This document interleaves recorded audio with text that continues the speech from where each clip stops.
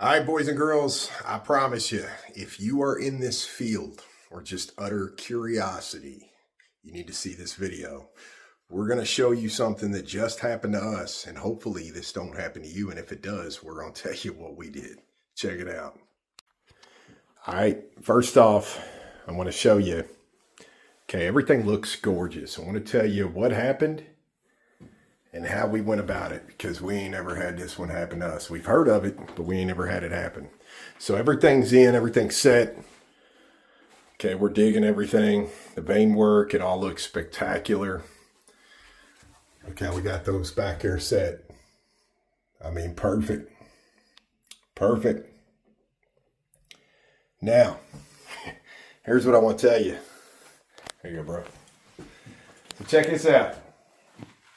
What you don't know and what you haven't seen yet is today is Monday. So a week ago Monday, we had a bad snow hit.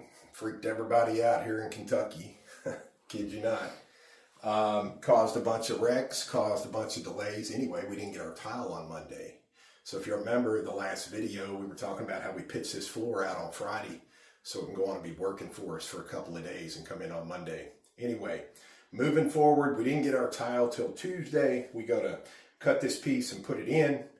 Everything goes like it's supposed to, and we get to this guy. Show him here, Tom. We get to this one. Okay. All I have left here, just so you know, is to edge this straight. You can see that black line. I left it there. We actually cut this in place. We set the tile, cut this in place. Let me tell you how we got there. 8 tiles. Okay, 8. We didn't break them before they fractured. Okay, big difference in a break and a fracture. Hairline, like if I had hair, if I had hair and I pulled one of them out and laid it across there, that's the fracture I'm talking about. Okay, so right out the gate, you automatically think stress fracture, and you're right. So the first one stressed. It broke. We show them that black table there, Tom. So we had everything kind of sitting here on this black table. And we realized, okay, well, this ain't as flat as it probably could be and all this other stuff. But keep in mind, this is porcelain. Porcelain. So one of the toughest tiles on the planet. So we ended up trying a boatload of stuff, because I know everybody's sitting here on camera, well, I would have done this and I would have done that. I bet you we did that and then some. And I'm going to tell you a few of them. Okay, we set 3 2x4s down here to get us up off the table. We set a full slab tile on top of that. We set a piece of go board on top of that. Then we set our tile on there. We start cutting out. We get through the first line, start coming over, another fracture. Okay, I'm going to speed ahead here a couple of days because we have multiple days going into all this stuff.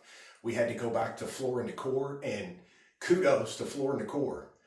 They knew exactly what was going on with this tile even before we did. We had a couple of guesses. They ended up putting us right on point, and I'm going to go ahead and spoiler alert, bad batch of tile. When this tile was getting heated up to cure, it either did not reach its temperature it was supposed to, or it dropped somewhere in the process. It did not cure correctly. We took all 8 of these up. So, I mean, we were past a college try. We did it that way a couple of times. And I'm going to tell you, I've done it this way too. And this has worked for us in the past. We actually built a triangle wood frame to set down. We took a bag of thin set and put it over it so it would hold steady. And when you put a level to this, it was plumb. We set the tile in front of that, okay, and just took a clamp right here just to hold it steady. Now, I know what you would think, well, you wouldn't want to do that because it's standing up. Well, gravity laying over, that's where all that massive weight was. So if you're not perfectly kind of sitting in a bed of thin set, if you will, the slightest little air up under there, it's too much weight as we're cutting that away. So when we had it stood up, we had a little trick for that too.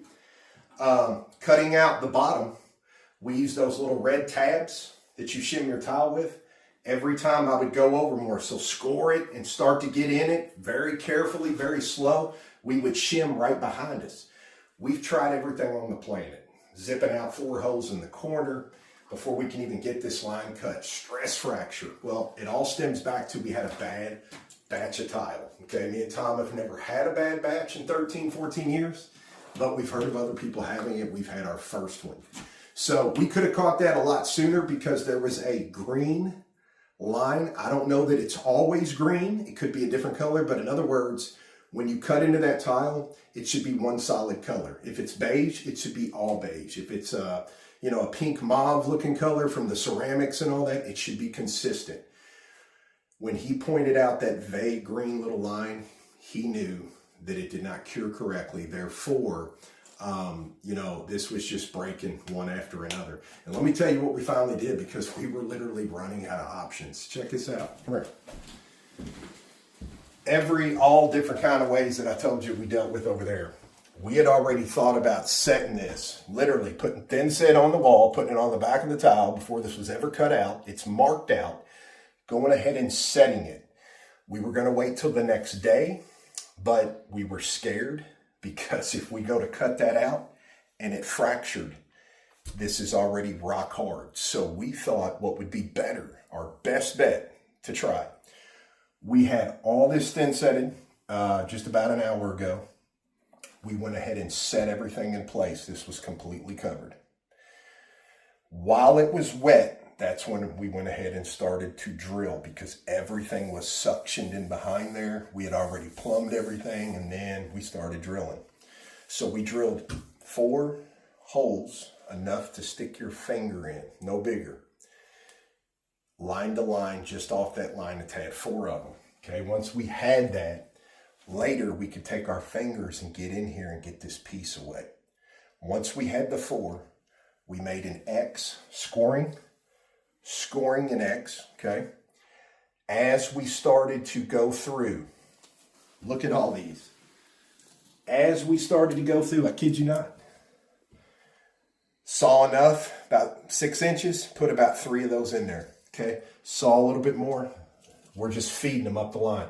Once we got it all the way up, we started on the next X, same scenario, okay? So now we're sitting here looking at 2 gashes all the way through in an X pattern, 4 circles, and these are all shimmed. Now, when I started up top to get this line to come off, because these were already, the first triangle was already held with the red tabs. So it was weightless. There was no pulling up here as we're going across. But with the vibration, it started wanting to kick these out. So we had to take a piece of tape and run it over, I kid you not, just to hold these in from the vibration, shaking them loose. Finally got that out, no stress fractures. Got it out and was able to take our 2 fingers in there and pull this one away. Then we just got the 2 sides off, and then lastly, we were left with this right here. Zip that off. Now we're gonna wait the rest of the day. We already set all this. We're gonna let everything harden, and then I'm gonna fine tune, polish and everything our line to get razor sharp. But I wanted to tell you that we have never had that happen, and I'm sure there's a lot of people out there that have been up against, time, education, knowledge, and they're just beating themselves, like, what am I doing wrong? You're not doing anything wrong. We couldn't have been any more careful, any more slow. Water was applied. I mean, think about it. Everything we could imagine, and we never even made it through all 8 times. We never even made it through the whole cutout. So, I mean, we knew that just something is not right. Well, since then, the reason, all respect in the world for Floor & Decor, they not only switched out every broke tile we had, took care of us, and here it is. We went with another batch, different batch number. It ended up being all good. So they actually, just made everything right, like a champ, and we couldn't have asked for any better. So we didn't end up having to eat those like, you might have normally would, because, 8 does kind of raise a question. Obviously we've tried, and it's not just a matter of cutting another one and having it break. We kept situating everything along the way, and it just was not working. So if anything like that is going on in your world, that could be the possibility. Just happened to us.